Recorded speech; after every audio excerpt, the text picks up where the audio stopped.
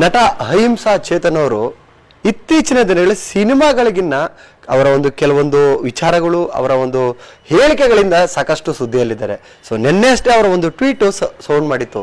ಕ್ರಿಕೆಟ್ನಲ್ಲೂ ಕೂಡ ಮೀಸಲಾತಿ ಬೇಕು ಅನ್ನುವಂಥ ವಿಚಾರವಾಗಿ ಒಂದು ಧ್ವನಿ ಎತ್ತಿದ್ರು, ಒಂದು ಟ್ವೀಟ್ ಕೂಡ ಮಾಡಿದ್ರು. ಸೊ ಇವಾಗ ನನ್ನ ಜೊತೆಯಲ್ಲಿ ಚೇತನ್ ಅವರೇ ಇದ್ದಾರೆ. ಸೊ ಆ ವಿಚಾರ, ಕ್ರಿಕೆಟ್ನಲ್ಲೂ ಕೂಡ ಮೀಸಲಾತಿ, ಇನ್ನು ಯಾವ್ಯಾವ ಕ್ಷೇತ್ರಗಳಲ್ಲಿ ಮೀಸಲಾತಿ ಬೇಕು, ಯಾರಿಗಾಗಿ ಮೀಸಲಾತಿ ಬೇಕು, ಎಲ್ಲ ವಿಚಾರಗಳ ಬಗ್ಗೆ ಮಾತಾಡಿಸ್ತಾ ಹೋಗ್ತೀನಿ. ಸರ್, ಕ್ರಿಕೆಟ್ನಲ್ಲೂ ಕೂಡ ಮೀಸಲಾತಿ ಬೇಕು, ಸೊ ಈ ಥರದ ಒಂದು ಟ್ವೀಟ್ ಮಾಡಿದ್ರಿ. ಸಡನ್ ಆಗಿ ಈ ಥರದ ಒಂದು ಟ್ವೀಟ್ ಮಾಡೋದಕ್ಕೆ ಕಾರಣ ಏನು? ಚಾಮರಾಜನಗರದಲ್ಲಿ ನಾಳೆ ಬಾಬಾ ಸಾಹೇಬರು ಪರಿನಿಬ್ಬಾನ ದಿನ, ಅವ್ರು ತೀರ್ಕೊಂಡಿದ್ದ ದಿನ ಡಿಸೆಂಬರ್ 6. ಆ ಡಿಸೆಂಬರ್ 6 ಅಂಗವಾಗಿ ಡಿಸೆಂಬರ್ 4ನೇ ತಾರೀಕು ಚಾಮರಾಜನಗರದಲ್ಲಿ ಮೀಸಲಾತಿಯ ಬಗ್ಗೆ ಒಂದು ವಿಚಾರ ಸಂಕಿರಣ ಇಟ್ಟಿದ್ರು. ಆ ಮೀಸಲಾತಿಯ ವಿಚಾರ ಸಂಕಿರಣದಲ್ಲಿ ಮೀಸಲಾತಿ ಅನ್ನೋದು ಪ್ರಾತಿನಿಧ್ಯವೋ ಅಥವಾ ಆರ್ಥಿಕ ಸಬಲೀಕರಣವೋ ಅನ್ನೋ ಒಂದು ಶೀರ್ಷಿಕೆ ಇತ್ತು. ಭಾಳ ಮುಖ್ಯವಾಗಿ ಇದನ್ನು ಅರ್ಥ ಮಾಡ್ಕೋಬೇಕು. ಮೀಸಲಾತಿ ಅನ್ನೋದು ಆರ್ಥಿಕ ಸಬಲೀಕರಣಕ್ಕಲ್ಲ, ಮೀಸಲಾತಿ ಇರೋದೇ ಪ್ರಾತಿನಿಧ್ಯಕ್ಕೆ. ನಮಗೆ ಬಾಬಾ ಸಾಹೇಬರು ಹೇಳಬೇಕು ಅಂದರೆ ಅವ್ರು ಯಾವತ್ತೂ ರಿಸರ್ವೇಷನ್ ಅನ್ನೋ ಪದನೇ ಬಳಸಲ್ಲ, ಅವ್ರು ರೆಪ್ರೆಸೆಂಟೇಷನ್, ಪ್ರಾತಿನಿಧ್ಯ ಅಂತಲೇ ಬಳಸ್ತಾರೆ.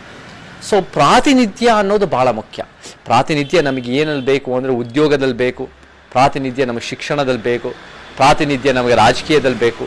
ಭಾಳ ಮುಖ್ಯವಾಗಿ ಎಲ್ಲೆಲ್ಲಿ ಯಾವ ಸಮುದಾಯಗಳಿಗೆ ಸಾಮಾಜಿಕ ಶೈಕ್ಷಣಿಕ ಅನ್ಯಾಯ ಆಗಿದೆಯೋ 100 ವರ್ಷ 1000 ವರ್ಷ, ಆ ಸಮುದಾಯಗಳಿಗೆ ಸಾಮಾಜಿಕ ನ್ಯಾಯದ ದೃಷ್ಟಿನಲ್ಲಿ ಪ್ರಾತಿನಿಧ್ಯ ಗೌರವಿಸಬೇಕು. ನಮ್ಮ ವಾದದಲ್ಲಿ ಮೀಸಲಾತಿ ಜನಸಂಖ್ಯೆ ಆಧಾರದ ಮೇಲೆ ಬರಬೇಕು. ಸೊ ಆ ನಿಟ್ಟಿನಲ್ಲಿ ಕ್ರಿಕೆಟಲ್ಲಿ ಯಾಕೆ ಕ್ರಿಕೆಟ್ ಅನ್ನೋದು ಸಾರ್ವಜನಿಕವಾಗಿ BCCI ಇದ್ದಾಗ, board of control of cricket of India ಅನ್ನೋದಿದ್ದಾಗ, ಯಾಕೆ ಕ್ರಿಕೆಟಲ್ಲಿ 70% ಕೇವಲ 15% ಜನಸಂಖ್ಯೆಯಿಂದ ಬರ್ತಾರೆ? ಯಾಕೆ ಬೇರೆ ಒಂದು 85% ಇಲ್ಲ ಭಾಳ ಕಡಿಮೆ ಸಂಖ್ಯೆ? ಯಾಕೆ ಈ ಕ್ರಿಕೆಟಿನ 86-87 ವರ್ಷದ ಇತಿಹಾಸದಲ್ಲಿ 289-300 ಜನ ಆಟಗಾರರಲ್ಲಿ ಕೇವಲ 4 ಜನ SC/STಗಳಲ್ಲಿ ಇದ್ದಾರೆ ಅಂತ ನಮ್ಮ ಅಧ್ಯಯನ. ಅದು ಒಂದು ಪ್ರಶ್ನೆ ಬರುತ್ತೆ. ಈ ಪ್ರಶ್ನೆ ಬೇಕು ಅಂತ ಜಾತಿ ನೋಡಿಕೊಂಡು ಇವನೇ ಬೇಕು ಅವನೇ ಬೇಕು ಅನ್ನೋದಕ್ಕಿಂತ, ಇವನು ಬೇಡ ಅನ್ಬೇಡ ಅನ್ನೋದಕ್ಕಿಂತ, ಇದು ರಚನಾತ್ಮಕವಾಗಿ ವ್ಯವಸ್ಥಿತವಾಗಿರೋ ಒಂದು ರೀತಿಯ ಜಾತಿ ವ್ಯವಸ್ಥೆ ಮತ್ತು ಬ್ರಾಹ್ಮಣ್ಯದ ವ್ಯವಸ್ಥೆ. ನಮಗೆ ಭಾಳ ಸ್ಪಷ್ಟವಾಗಿ ಏನು ಅರ್ಥ ಮಾಡ್ಕೋಬೇಕು ಅಂದರೆ, ಹೇಗೆ ಕ್ರಿಕೆಟ್ ಅನ್ನೋದು ಅದು ಭಾಳ ಪವರ್ಫುಲ್, ಅದು ಅಂದರೆ ಭಾಳ ದುಡ್ಡಿದೆ, ಭಾಳ ಮೀಡಿಯಾ ಪ್ರಚಾರ ಇದೆ, ಭಾಳ ಜನ ಫಾಲೋ ಮಾಡ್ತಾರೆ, ಎಲ್ಲರೂ ನೋಡ್ತಾರೆ. ಇವಾಗ ಕಬಡ್ಡಿ ಎಷ್ಟೋ ಒಂದು ರೀತಿ ಅಥ್ಲೆಟಿಕ್ ಸ್ಪೋರ್ಟ್, ಅದು ಕಬಡ್ಡಿ ಬಗ್ಗೆ ನನಗೆ ಭಾಳ ಗೌರವ ಇದೆ. ಅದು ನಮ್ಮ ದೇಶೀಯ ಆಟ. ಕಬಡ್ಡಿ ಬಗ್ಗೆ ಇಬ್ಬರು ಹೆಸರು ಹೇಳೋದು ಕಷ್ಟ, ಕ್ರಿಕೆಟ್ ಬಗ್ಗೆ 10 ಜನ ಸಾಲು ಹೇಳ್ತೀವಿ. ಆದರೆ ಅದು ಯಾಕೆ, ಅದು ಕ್ರಿಕೆಟಿಗೆ ಯಾಕೆ ಅಷ್ಟೊಂದು ಸ್ಥಾನಮಾನ? ಆಮೇಲೆ ಕ್ರಿಕೆಟ್ ಸ್ಥಾನಮಾನ ಕೊಡ್ತಿದ್ರು ಕೂಡ ಯಾರಿಗೆ ಸಿಗ್ತಾ ಇದೆ? ಭಾಳ ಮುಖ್ಯವಾಗಿ ಸತೀಶ್, ನಮಗೆ ಮೀಸಲಾತಿ ಅಂದರೆ ಪ್ರಾತಿನಿಧ್ಯದಿಂದ ಬರೀ ಡೈವರ್ಸಿಟಿ ಆ್ಯಂಡ್ ಇನ್ಕ್ಲೂಷನ್ ಅಷ್ಟೇ ಅಲ್ಲ. ನಮಗೆ ಜನಸಂಖ್ಯೆ ಎಲ್ಲರೂ ಅವಕಾಶ ಸಿಗುತ್ತೆ, ಎಲ್ಲರಿಗೂ ಒಂದು ರೀತಿ ಅದರಲ್ಲೂ ಆಟ ಆಡೋಕ್ಕೆ ಅವಕಾಶ ಸಿಗುತ್ತೆ ಅಷ್ಟೇ ಅಲ್ಲ, ಭಾಳ ಒಳ್ಳೆ ಸಂದೇಶ ಕೊಡುತ್ತೆ ಅಷ್ಟೇ ಅಲ್ಲ, ಭಾಳ ಮುಖ್ಯವಾಗಿ ಪ್ರೊಡಕ್ಟಿವಿಟಿ, ಎಫಿಷಿಯನ್ಸಿ ಇಂಪ್ರೂವ್ ಆಗುತ್ತೆ. ಇವಾಗ ಏನು ಅನ್ಕೊಂಡ್ಬಿಟ್ಟಿದ್ದಾನೆ ಅಂದರೆ, ಮೀಸಲಾತಿ ಅನ್ನೋದು ಮೆರಿಟ್ ಇಲ್ಲದೆ ಇರೋದು, ಅದು ಒಂದು ರೀತಿ ಅದು ಬೇಕು ಅಂತ ಒಂದು ರೀತಿ ಅದು ಎಫಿಷಿಯನ್ಸಿ ಕಡಿಮೆ ಮಾಡತ್ತಂತ. ಎಫಿಷಿಯನ್ಸಿ ಜಾಸ್ತಿ ಆಗುತ್ತೆ. ನಾನು ಒಂದು ಉದಾಹರಣೆ ಕೊಡ್ತೀನಿ. 2015ರಲ್ಲಿ ಇಂಡಿಯನ್ ರೈಲ್ವೇಸ್ ಇಡೀ ಪ್ರಪಂಚದಲ್ಲಿ ಭಾಳ ದೊಡ್ಡ ಮೀಸಲಾತಿ ಕೊಡೋ ಹೈಯರ್ ಎಂಪ್ಲಾಯರ್ ಪ್ರಪಂಚದಲ್ಲೇ. ಅದರ ಬಗ್ಗೆ ಒಂದು ಸ್ಟಡಿ ಮಾಡಿದ್ರು ಯೂನಿವರ್ಸಿಟಿ ಆಫ್ ಮಿಶಿಗನ್. 1980ರಿಂದ 2002ವರೆಗೂ SC/ST ನೌಕರರು ಕೆಲಸ ಎಷ್ಟು ಮಟ್ಟಿಗೆ ಪರಿಣಾಮ ಬೀರುತ್ತೆ ಅಂತ ಸ್ಟಡಿ ಮಾಡಿದ್ರು. SC/ST ನೌಕರರು ಏನು ತೋರಿಸಿದೆ ಅಂದರೆ, SC/ST ಅವರು ಇದ್ದಾಗ, ಮೀಸಲಾತಿ ಇದ್ದಾಗ ಪ್ರೊಡಕ್ಟಿವಿಟಿ ಎಫಿಷಿಯನ್ಸಿ ಡ್ರಾಪ್ ಆಗತ್ತಂತಲ್ಲ, ಪ್ರೊಡಕ್ಟಿವಿಟಿ ಎಫಿಷಿಯನ್ಸಿ ಜಾಸ್ತಿ ಆಗತ್ತೆ. ಸೊ ನಮಗೆ ಕ್ರಿಕೆಟಲ್ಲಿ ಈ ಒಂದು SC/ST ಇರೋದು ಏನು 30% ಇರೋರು ಕೇವಲ 4 ಜನ, ಏನು OBC ಇರೋದು 50% ಕಡಿಮೆ ಜನ, ಏನು 15% ಮಾತ್ರ 70% ಜನ ಇದ್ದರೆ, ಅದು ನಮಗೆ ಡೈವರ್ಸಿಟಿ ಇನ್ ಇನ್ಕ್ಲೂಷನ್ ಅಷ್ಟೇ ಅಲ್ಲದೆ, ಸಂದೇಶ ಒಳ್ಳೇದು ಕೊಡದೇ ಇರೋದು ಅಷ್ಟೇ ಅಲ್ಲದೆ, ಅದರಿಂದ ನಮಗೆ ಪರ್ಫಾರ್ಮೆನ್ಸು ಎಫೆಕ್ಟ್ ಆಗ್ತಾ ಇದೆ. ಇಂಡಿಯನ್ ಟೀಮ್ ಯಾಕೆ ಸೋಲ್ತಾ ಇದ್ದಾರೆ? ಯಾಕೆ 1.3 ಬಿಲಿಯನ್ ಪೀಪಲ್ ಇದ್ದರು, ಮೋಸ್ಟ್ ಡಾಮಿನೆಂಟ್ ಆಗಿದ್ರು, ನಾವು ಡಾಮಿನೆಂಟ್ ಆಗಿ ಕ್ರಿಕೆಟಲ್ಲಿ ಆಗ್ತಾ ಇಲ್ಲ, ಜನಸಂಖ್ಯೆ ಇದ್ರೂ ಕೂಡ. ನಮಗೆ ಮೀಸಲಾತಿ ಅಗತ್ಯ ಇದೆ, ಪ್ರಾತಿನಿಧ್ಯ ಅಗತ್ಯ ಇದೆ. ಏನಾಗ್ತಾ ಇದೆ ಸತೀಶ್ ಅಂದರೆ, ನಮಗೆ 15 ವರ್ಷ ಅಂಡರ್ 15 ಅಂತ ಇರೋರು ಬರೀ ಅವ್ರನ್ನ ಸ್ಕೌಟಿಂಗ್ ಮಾಡಿದಾಗ ಸರ್ಕಾರಿ ಶಾಲೆಗೆ ಹೋಗಿ ಸ್ಕೌಟ್ ಮಾಡಲ್ಲ, ಸರ್ಕಾರಿ ಶಾಲೆಯಲ್ಲಿ ನಮ್ಮ ಬಹುಜನರು, ನಮ್ಮ ಬಡವರು, SC ST OBC ಅಲ್ಪಸಂಖ್ಯಾತರು ಓದೋ ಕಡೆ ತಗೊಳ್ಳಲ್ಲ. ಯಾವುದೋ ಪ್ರತಿಷ್ಠಿತವಾದ ಒಂದು ರೀತಿಯ ಶಾಲೆಗಳಿಗೆ ಹೋಗಿ ಸ್ಕೌಟಿಂಗ್ ಮಾಡಿ ದುಡ್ಡಿರೋರು ಮೇಲ್ವರ್ಗದವರೇ ಅದನ್ನು ಬೆಳ್ಕೊಂಡು ಹೋಗಿ ರಂಜಿಗೆ ಹೋಗಿ ಆಮೇಲೆ ನ್ಯಾಷನಲ್ ಟೀಮ್ಗೆ ಆಡ್ಕೊಂಡು ಟೆಸ್ಟ್ ಕ್ರಿಕೆಟ್ ಇದೆಲ್ಲ ಆಡ್ತಾರೆ. ನಮಗೆ ಅದರಿಂದ ನಾವು ನೋಡೋಕ್ಕಾಗಲ್ಲ. ನಾವು ಒಂದು ಇನ್ಕ್ಲೂಸಿವ್ ಬೇಸ್ ತೊಗೊಂಡು ಎಲ್ಲ ಒಂದು ರೀತಿ ಸರ್ಕಾರಿ ಶಾಲೆಗಳಿಂದ ಅವಕಾಶ ಕೊಡಬೇಕು. ಸೊ ಆ ನಿಟ್ಟಿನಲ್ಲಿ ಅದು ಎಸ್ಪೆಷಲಿ ಮೆನ್ಸ್ ಆಟದಲ್ಲಿ. ವಿಮೆನ್ಸ್ ಆಟದಲ್ಲಿ ಏನಾಗುತ್ತೆ ಅಂದರೆ ಒಂದು ಸ್ವಲ್ಪ ಪ್ರಾತಿನಿಧ್ಯ ಜಾಸ್ತಿ ಇದೆ, ಯಾಕಂದರೆ ಅದು ಇದಕ್ಕೆ ಕನೆಕ್ಷನ್ ಆಗಿದೆ, ಇಂಡಿಯನ್ ರೈಲ್ವೇಸ್ಗೆ ಕನೆಕ್ಷನ್ ಆಗಿದೆ. ಯಾಕಂದರೆ ಅವರು ಆಟ ಮುಗಿದ ಮೇಲೆ ಇಂಡಿಯನ್ ರೈಲ್ವೇಸ್ ಆಡ್ಬೋದು. ಬಟ್ ಮೆನ್ ಆಟದಲ್ಲಿ ಪ್ರಮೋಷನ್ ಇರುವಾಗ, ಅಲ್ಲಿ ಒಂದು ರೀತಿ ಸ್ಪಾನ್ಸರ್ಶಿಪ್ಗಳಿದ್ದಾಗ, ಅಡ್ವರ್ಟೈಸ್ಮೆಂಟ್ಗಳಿದ್ದಾಗ, ಕಾಮೆಂಟೇಟಿಂಗ್ ಎಲ್ಲ ಬೇರೆದೆಲ್ಲ ಬಂದಾಗ ಆವಾಗ ಏನಾಗ್ತಾ ಇದೆ ಅಂದರೆ ಒಂದು ವರ್ಗದ ಗಂಡಸರಿಗೆ ಮಾತ್ರ ಸಿಗ್ತಾ ಇದೆ, ಬೇರೆ ಎಲ್ಲರಿಗೂ ಸಿಗ್ತಾ ಇಲ್ಲ. That is affecting the quality of play and the quality of team composition and performance. So ನಮಗೆ ಓವರ್ ಆಲ್ ಬೇಕು ಅಂತ ನಮ್ಮ ವಾದ ಇದೆ. ಸರ್, ನಾನು ಮೀಸಲಾತಿಯ ವಿರೋಧಿ ಅಲ್ಲ. ಮೀಸಲಾತಿ ಬೇಕು, ಸಾಮಾಜಿಕ ನ್ಯಾಯ ಬೇಕು ಅಂದರೆ ಮೀಸಲಾತಿ ಬೇಕು. ಆದರೆ ಸ್ಪೋರ್ಟ್ಸ್ ಅಂತ ಅಂದಾಗ ಮೀಸಲಾತಿಯ ಜೊತೆಗೆ ಟ್ಯಾಲೆಂಟ್ ಅನ್ನೋದು ಕೂಡ ಕೌಂಟ್ ಆಗುತ್ತೆ. ಸೊ ಟ್ಯಾಲೆಂಟ್ ಇಲ್ಲದ ವ್ಯಕ್ತಿಗಳು ಮೀಸಲಾತಿ ಕೋಟದಡಿ ಹೋಗಿ ಆಡಿದಾಗೂ ಅಲ್ಲಿ ಕ್ವಾಲಿಟಿ ಬರ್ಬೋದಾ ಅಂತ. ಇವಾಗ ಸ್ಪೋರ್ಟ್ಸಲ್ಲೂ ಒಂದೊಂದು ಸ್ಪೋರ್ಟನ್ನು ಬೇರೆ ಬೇರೆ ಥರ ನಾವು ನೋಡ್ಬೇಕು.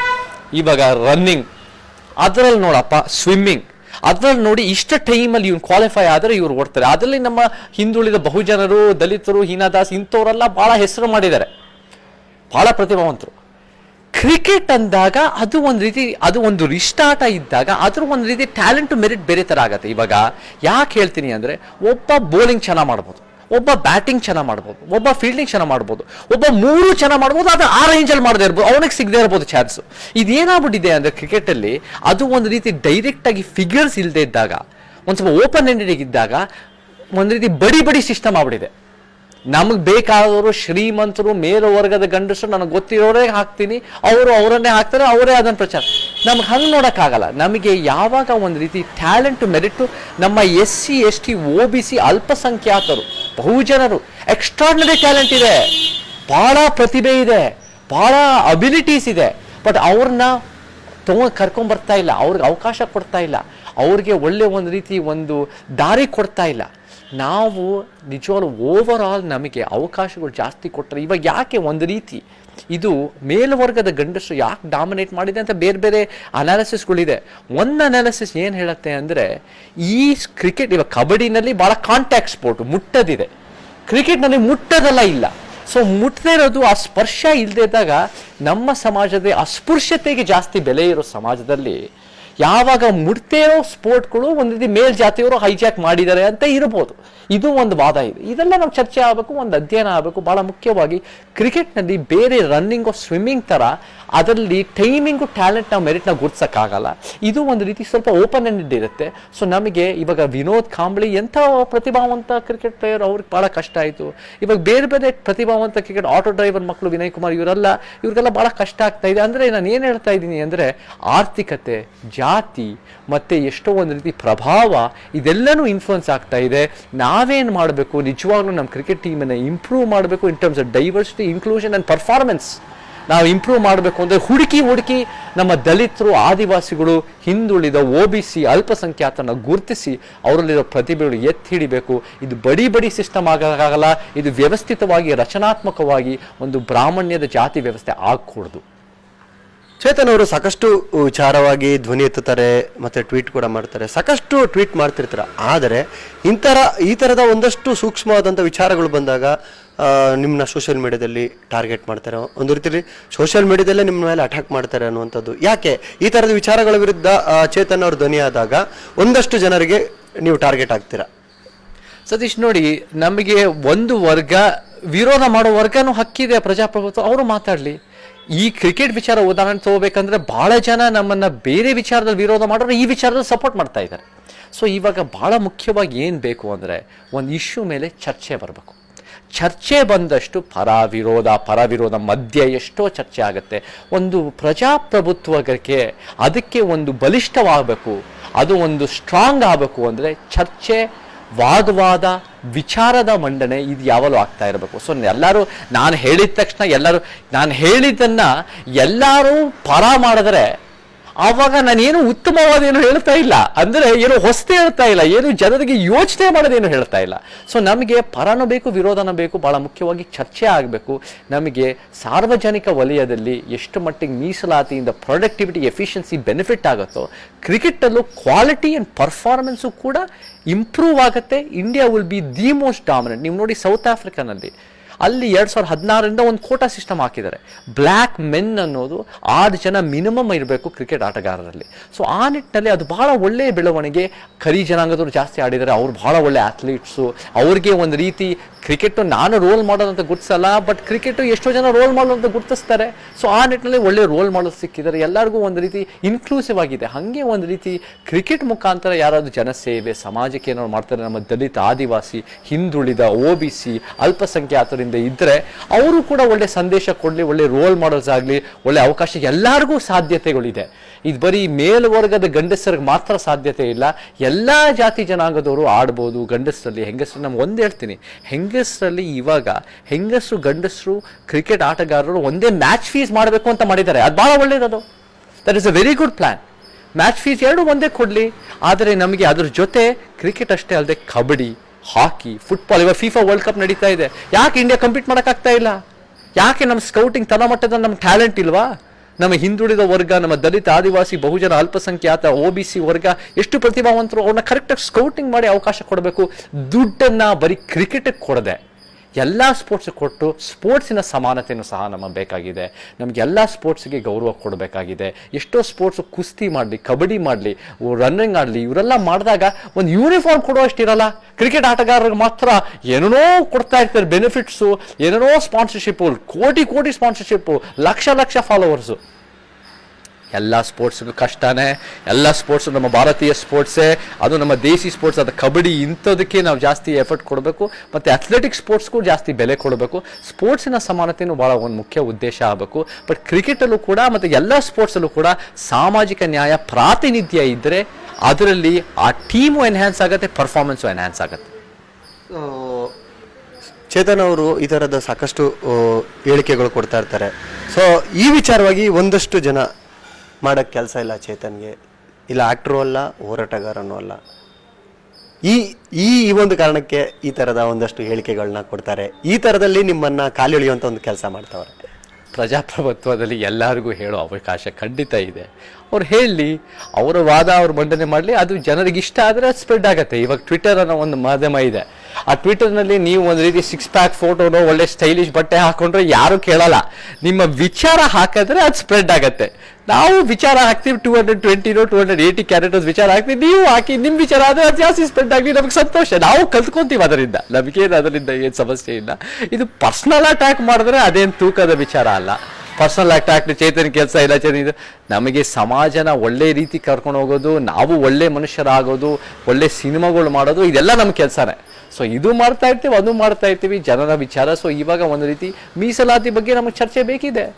ಈ ಚರ್ಚೆ ಆಗ್ತಾ ಇದೆ, ಬಾಬಾ ಸಾಹೇಬ್ ಪರಿನಿಬ್ಬಾಣ, ಮತ್ತು ಕ್ರಿಕೆಟ್ ಟೀಮು ಎಷ್ಟೋ ಸೋಲ್ತಾ ಇದೆ, ಏನೇನು ಆಗ್ತಾ ಇದೆ ಬೇಕಾಗಿ, ಸ್ಪೋರ್ಟ್ಸ್ ಬಗ್ಗೆ FIFA ಬಂದಿದೆ, ಎಲ್ಲ ಬರಲಿ ನಮಗೆ ಆಚೆ. ಚರ್ಚೆ ಯಾವಾಗ ಸಮಾಜ ಚರ್ಚೆಗೆ ತಯಾರಿರುತ್ತೋ, ಚರ್ಚೆ ಮಾಡುತ್ತೋ, ಅದು ಒಂದು ಉತ್ತಮವಾಗಿ ಬೆಳೆಯೋ ಸಾಧ್ಯತೆ ಇರೋ ಸಮಾಜ. ಸರ್, ಕೊನೆಯದಾಗಿ ಇನ್ನೇನು ಚುನಾವಣೆಗಳು ಒಂದರಾದ್ಮೇಲೆ ಒಂದು MP ಬರುತ್ತೆ, BBMP ಬರುತ್ತೆ, ಜೊತೆಗೆ ವಿಧಾನಸಭೆನೂ ಬರುತ್ತೆ. ಚೇತನ್ ಅವರು ಏನಾದರೂ ಎಲೆಕ್ಷನ್ ಮೈಂಡ್ಸೆಟ್ಟಲ್ಲಿ ಇದ್ದಾರಾ? ಎಲೆಕ್ಷನ್ಗೆ ಎಲ್ಲರೂ ಸ್ಪರ್ಧಿಸ್ತಾರಾ? ಒಂದು ವೇಳೆ ನಾನು ಸ್ಪರ್ಧಿಸಲ್ಲ ಅಂತಂದ್ರೆ ಯಾವ್ದಾರ ಒಂದು ಪಕ್ಷದ ಜೊತೆ ಗುರುತಿಸ್ಕೋತಾರ? ಮೊದಲನೇದಾಗಿ ಕರ್ನಾಟಕದಲ್ಲಿ ನನಗೆ ಯಾವ ಪಕ್ಷನೂ ಸೈದ್ಧಾಂತಿಕವಾಗಿ ನನಗೆ ಒಪ್ಪಿಗೆ ಆಗೋ ಯಾವ ಪಕ್ಷನೂ ಇಲ್ಲ. ಎಲ್ಲ ಪಕ್ಷಗಳು ಒಂದು ರೀತಿ ಅಸ್ಪಷ್ಟವಾಗಿ ರಾಜಕೀಯ ಅವರ ಬೇಳೆ ಬೇಯಿಸ್ಕೊಳ್ಳೋಕ್ಕೆ, ಅವರ ಚುನಾವಣೆ ಗೆಲ್ಲಕ್ಕೆ ಮಾಡ್ತಾರೆ ಹೊರತು ಉತ್ತಮ ಸಮಾಜ ತೊಗೊಂಡು ಹೋಗೋಕ್ಕೆ ಸಿದ್ಧಾಂತ ಇರೋ ನಮ್ಮ ವಾದದಲ್ಲಿ ಬುದ್ಧ, ಬಸವ, ಅಂಬೇಡ್ಕರ್, ಪೆರಿಯಾರ್, ಪೂಲೆ, ಕುವೆಂಪು ಈ ಮಾರ್ಗದಲ್ಲಿ ಯಾರೂ ನಡೀತಾ ಇಲ್ಲ. ಸೊ ಯಾವ ಪಕ್ಷದ ಜೊತೆ ಸೇರೋ ಪ್ರಶ್ನೆ ಬರೋಲ್ಲ. ಚುನಾವಣೆ ಅಂದಾಗ ನನಗೆ ಚುನಾವಣೆ ರಾಜಕೀಯದಿಂದನೇ ಪರಿವರ್ತನೆ ಆಗತ್ತೆ ಅಂತ ನಾನು ನಂಬಲ್ಲ. ನಮಗೆ ವಿಚಾರಗಳಾಗಿರ್ಬೋದು, ಅದು ಮತ್ತು ಹೋರಾಟ ಆಗಿರ್ಬೋದು, ಮತ್ತು ಸಮಾಜ ಸೇವೆ ಆಗಿರ್ಬೋದು, ಜನಜಾಗೃತಿ ಆಗಿರ್ಬೋದು, ಈ ರೀತಿ ಮಾಡಿ ಒಂದು ಉತ್ತಮ ಸಮಾಜ, ಉತ್ತಮ ರಾಜಕೀಯ ಬೆಳವಣಿಗೆಗೆ ಒಂದು ಫಲವತ್ತಾದ ಭೂಮಿ ಮಾಡಬೇಕು. ಇವಾಗ ತಂದೆ ಪೆರಿಯಾರ್ ಏನು ಮಾಡಿದ್ದಾರೆ ಅಂದರೆ 93 ವರ್ಷ ಹೋರಾಟ ಮಾಡಿ ಇವತ್ತಿಗೆ BJP, ಕಾಂಗ್ರೆಸ್ಸು ಅನ್ನೋದು ಲೆಕ್ಕನೇ ಇಲ್ಲ ಅಲ್ಲಿ ತಮಿಳುನಾಡಿನಲ್ಲಿ. ಅದು most anti caste state, most progressive state, ಜನಪರವಾಗಿರೋ ರಾಜ್ಯ, ಎಷ್ಟೋ ವಿಚಾರ ಮಂಡನೆ ಆಗ್ತಾ ಇರುತ್ತೆ. ಅಲ್ಲಿ ಹೇಳೋದು ಇಲ್ಲಿ ಹೇಳಕ್ಕಾಗಲ್ಲ, ಅಲ್ಲಿ ಓಡೋ ಸಿನಿಮಾ ಇಲ್ಲಿ ಓಡಲ್ಲ, ಅಲ್ಲಿರೋ ಒಂದು ರೀತಿ ರಾಜಕೀಯ ಒಂದು ರೀತಿ ಪ್ರಗತಿಪರತನ ಇಲ್ಲಿಲ್ಲ. ಯಾಕೆ? ಅಯೋತಿ ತಾಸು, ತಂದೆ ಪೆರಿಯಾರು ಇಂಥವರೆಲ್ಲ ಭಾಳ ಫಲವತ್ತಾದ ವಿಚಾರವಾದ ಭೂಮಿ ಮಾಡಿದ್ರು. ನಮಗೆ ಜ್ಞಾಪಕ ಇಟ್ಕೊಳ್ಳಿ, ರಾಜಕೀಯ ಬದಲಾವಣೆ ಆಗಬೇಕು ಅಂದರೆ ಮೊದಲು ನಮಗೆ ಸಾಮಾಜಿಕ ಬದಲಾವಣೆ ಆಗಬೇಕು. ಸಾಮಾಜಿಕ ಬದಲಾವಣೆ ಅಂದರೆ ಮಾನಸಿಕವಾದ ಬದಲಾವಣೆ, ಬೌದ್ಧಿಕ ಬದಲಾವಣೆ ಆಗಬೇಕು. ಸೊ ನಮಗೆ ಈ ಚರ್ಚೆಗಳ ಮುಖಾಂತರ ಹೋರಾಟಗಳು ಭಾಳ ಮುಖ್ಯ. ತಂದೆ ಪೆರಿಯಾರು ಬೀದಿಗಿಳಿದು ಮಾಸ್ ಮೊಬಲೈಸೇಷನ್ ಅದು ಬೇಕು. ಮತ್ತು ಸಮಾಜ ಸೇವೆನೂ ನಮ್ಮ ಮುಖ್ಯ ಉದ್ದೇಶ. ಜನರು ಬರೀ ಮಾತಿಂದ ಅಷ್ಟೇ ಅಲ್ಲ, ಕೆಲಸದಿಂದ ಅವರೇ ಕಷ್ಟನ್ನು ನಾವು ಸರಿಪಡಿಸ್ಬೇಕು. ಇದೆಲ್ಲ ಸಹ ನಾವು ಮಾಡೋಕ್ಕೆ ಪ್ರಯತ್ನ ಪಡ್ತಾ ಇದ್ದೀವಿ. ಚುನಾವಣೆ ರಾಜಕೀಯದಿಂದನೇ ಪರಿವರ್ತನೆ ಅಂತಾರಲ್ಲ, ಚುನಾವಣೆ ರಾಜಕೀಯ ಬಹಳ ಮುಖ್ಯ, ಅದ್ರಲ್ಲಿ ಎರಡು ಮಾತಿಲ್ಲ. ಬಟ್ ನಮ್ಮ ಸಿದ್ಧಾಂತ ಪರಿವರ್ತನೆ ಮಾಡೋಕ್ಕಾಗಲ್ಲ ಅಂದರೆ ನಾವು ಚುನಾವಣೆಗೆ ಸೇರಿಕೊಂಡು ನಾವು ಒಂದು ರೀತಿ ನಾನು ಗೆಲ್ಲೋದಕ್ಕಿಂತ ನಮಗೆ ಅನೇಕರು ಗೆಲ್ಲಬೇಕು. ನಮ್ಮ ಸಿದ್ಧಾಂತ ಇರೋರು ಭಾಳ ಜನ ಗೆದ್ದುಬಿಟ್ಟು ನಾವು ಒಂದು ರೀತಿ ವಿಧಾನಸಭೆದಲ್ಲೋ ನಮಗೆ ಬೇರೆ ಬೇರೆ ಕ್ಷೇತ್ರದಲ್ಲೋ BBMPನಲ್ಲೋ ನಾವು ನಿಂತ್ಕೊಂಡು ಅದನ್ನು ಬದಲಾವಣೆ ಮಾಡೋದ್ರಿಂದ ಅದು ಭಾಳ ಅರ್ಥ ಇದೆ. ಅದು ಟೈಮ್ ತೊಗೊಳತ್ತೆ, ಟೈಮ್ ಆಗಲಿ, ನಮಗೇನು ಅವಸರ ಇಲ್ಲ. ಇವನ್ ನಾನು 39 ವರ್ಷ, ನಮಗೆ ಎಷ್ಟಾಗುತ್ತೋ ಅಷ್ಟು ನಾವು ಸಮಾಜಕ್ಕೆ ನಿಂತಿದ್ದೀವಿ. ನಾವು ಸಿನಿಮಾನೂ ಮಾಡ್ತೀವಿ, ಸಮಾಜಕ್ಕೆ ಒಳ್ಳೆ ದಾರಿನೂ ತೊಗೊಂಡೋಗಕ್ಕೆ ಎಲ್ಲ ಪ್ರಯತ್ನನೂ ಮಾಡ್ತೀವಿ. ಧನ್ಯವಾದಗಳು ಸರ್, ಒಂದಷ್ಟು ವಿಚಾರಗಳನ್ನ ನ್ಯೂಸ್18 ಕನ್ನಡ ಜೊತೆ ಹಂಚ್ಕೊಂಡದಕ್ಕೆ. Satish, thank you Satish. ಇದಿಷ್ಟು ನಟ ಚೇತನ್ ಅವರ ಮಾತುಗಳಾಗಿತ್ತು. ಸೈನೋಟ್ ಸತೀಶ್, ನ್ಯೂಸ್18 ಕನ್ನಡ, ಬೆಂಗಳೂರು.